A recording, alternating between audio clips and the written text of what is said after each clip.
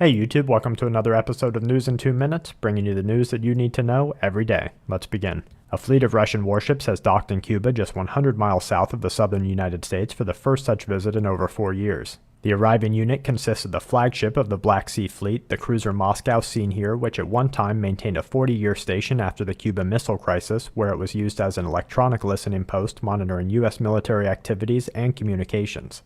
Military analysts say that the timing of the visit demonstrates Russia's willingness to maintain a presence of warships in close proximity to the United States, and we remind everybody not to overlook rising tensions between the U.S. and Russia over information leaked by NSA fugitive Edward Snowden and Western intervention within Syria and other nations within the Middle East. The squadron, which also includes a large anti-submarine ship of the Northern Fleet, as well as a number of lesser ships, will be docked in Cuba for no less than 5 days and will watch for information regarding international waterways to see if any ships remain behind after the visit. Over 200 protesters were forcibly removed and arrested by militarized police in body armor during environmental protests in California.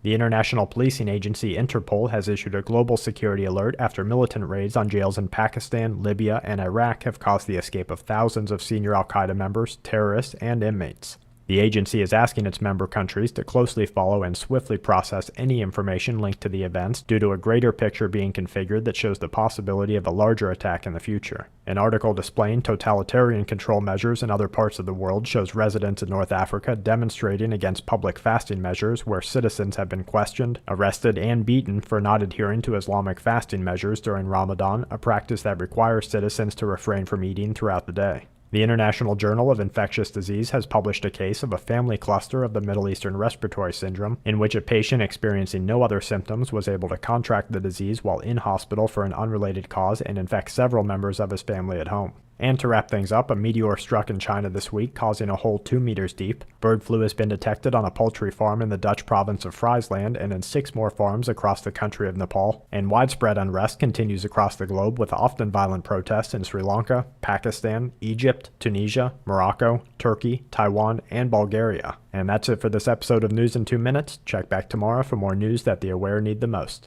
This week's News in 2 Minutes is brought to you by SHTFplan.com, where even the officials go for news, and SQmetals.com for all your precious metal needs.